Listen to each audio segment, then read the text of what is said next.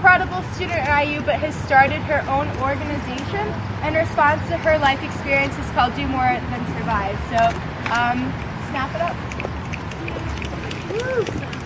Yeah, Miranda. Hi guys. So I run an organization called Do More Than Survive. I started it at the end of my senior year in high school. My best friend has actually experienced things a lot worse than I have, but I don't necessarily, she doesn't like quantifying them as worse. She texted me at 2 in the morning and was like, hey, I'm really pissed off. What happened is wrong. The guy she prosecuted for what happened only got 3 months of jail time. He's actually out and living back in her house, and she lives somewhere else. She was really upset about it, so we decided to create an organization called Do More Than Survive. This organization is to bring awareness to sexual assault, and that there's a lot of different forms as to and levels of like what sexual assault is, but pain is pain. Whatever hurts someone else equally at a different level depending on what happened. So we do a couple events, and this is actually my first event without her. It's a little nerve-wracking. So the organization that we have is we want to like do law reform. We want to change how the federal law actually handles sexual assault issues, and if someone were to be prosecuted, that they actually get what would be justified. So that's basically why I'm so passionate about this subject. The other reason is that I was 14. The first time was actually when I was 11, but that one's way too personal for me. But I was 14 and he was 18, and it was going into my freshman year of high school. He was going into his freshman year of college, and I had just met him. I was at a chamber music camp at Illinois Wesleyan University, and I love that music camp. The music camp is amazing. I've gone there for like 3 years. Something I'm super passionate about. I'm a musician. And I met this guy, and it was late, and I didn't have a ride home, and it was kind of scary, sketchy neighborhood I live in. So he offered to take me home, and he was a really nice guy. He took me home, he dropped me off, nothing weird. Him and I were friends for about a week and a half. And we hung out with other friends together, and he was really good friends with one of my best friends. And I was like, that's totally cool. And he asked to hang out alone one time, and I was like, sure, not thinking anything of it, because when someone asks to hang out with someone, why would you second guess that? So we were hanging out, and there was it's called the Memorial Building, and it's what would be for us the IMU. And we went and we hung out, but it's closed over the summer, like no one's around. So it was already really sketchy. I don't know why I wasn't like, no. But we were hanging out over in the coffee lounge, and we were just talking and whatever, and he kissed me. And I have to admit, I was okay with him kissing me. But then after that point, I said no. I said, stop, don't do that anymore. And he didn't like that I said no. So he wrapped his arm around my throat. And he pinned me down. He held me down in this weird position where his arm was around my throat and my head was on his lap. And I didn't really understand how I got in that position, and I was definitely strong enough to push him off, but it was the shock that I couldn't do anything, and I was like fighting it and saying, no, stop, this isn't right, what are you doing? And he kept kissing me, and someone came down the stairs, and I started to yell and be like, help. But he put his hand over my mouth, and for some reason, everything that I was doing before just stopped. I didn't want to say anything anymore. I didn't want to like fight it. I just kind of let it happen. Even though inside me I was totally uncomfortable with the situation, I just kind of laid there.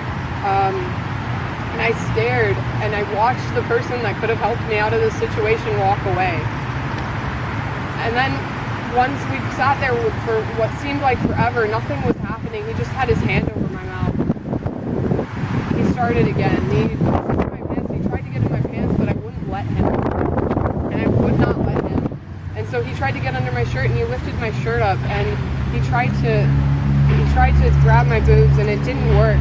So then he stretched my collar out, and he like bit my chest and like made out with my chest, and then grabbed my cell phone and called my ex-boyfriend and made a lot of really weird calls to him and left a bunch of really weird voicemails. And then he left. But before he left, he told me, wait 5 minutes before you come upstairs, because I don't want to be seen with you. I don't want someone to think that we were together. And I didn't know what to say, so I muttered out okay. And then I sat there for probably about 30 seconds after he left, and I ran to the bathroom, which was at the end of the hall, and I went in and I looked at myself in the mirror, and I couldn't look at myself. I was disappointed in myself for even being in that situation. I sat there and I saw myself in the mirror, and then I sat down and cried. I cried for what it seemed like an eternity. And then my friend texted me and she's like, hey, are you okay? And I said, yeah. And she's like, come upstairs, everyone's eating lunch. So I went upstairs and I sat down with her and pretended everything was fine. And I looked over and I saw him there with his friends, and he was laughing as if nothing had happened. And I remember hating him with every ounce of my body. I remember sitting there feeling my fingernails like light on fire. I remember my cheeks burning and me just wanting to actually take his life.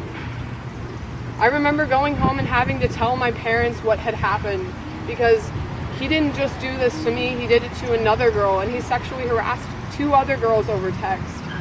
That the other girl he actually physically abused wasn't like my story, but she made a huge ordeal about it. And because I was 14, I didn't want to talk about it. I didn't want to tell anyone what had happened. But the school called my parents. I was wearing baggy jeans and basketball shorts and a shirt that was way too big for me. I was 14-year-old, covered in acne and greasy hair. There was no way that it could have been my fault, but I was convinced it was. And for a couple years, I actually thought it was my fault. And I didn't want to say anything. I was embarrassed. I was afraid. But I went back to the camp the next day, and I was hoping I would run into him, because I wanted to go find him. I wanted to take his life. I wanted to make sure he understood what he did to me, that he took away my happiness. But it was too late. They'd already called him up and they said, you're out of the camp, you're kicked off of this university for the rest of your life. This was the university he planned on going to. He planned on studying at. But instead he went to University of Illinois. And there he got kicked out from there because of drinking and because of sexual assault to other people. And for some reason I still didn't feel bad that he was still doing this to other people. But then it hit me my junior year, that I was letting this happen, that I should have prosecuted him when I had the chance. Now he doesn't do anything. He lives in his parents' basement and his mom can't look at him. I see him every year during Christmas time because we play in the same orchestra. It's called Sounds of Christmas. And I was so frightened the first year when I saw him. I didn't know what to do. I actually cowered in a corner, literally cowered, got down on my knees and sat there shaking. But then I decided I didn't need to be like that. I decided to overcome all of this, and now I speak at events like this. And so I'm asking you guys, if you're comfortable with it, to share your stories and to stand here with me tonight and know that you're in a safe environment, that it's okay to talk about this, that it's not your fault, that they're the ones that should be embarrassed, they're the ones that should be ashamed. Thank you.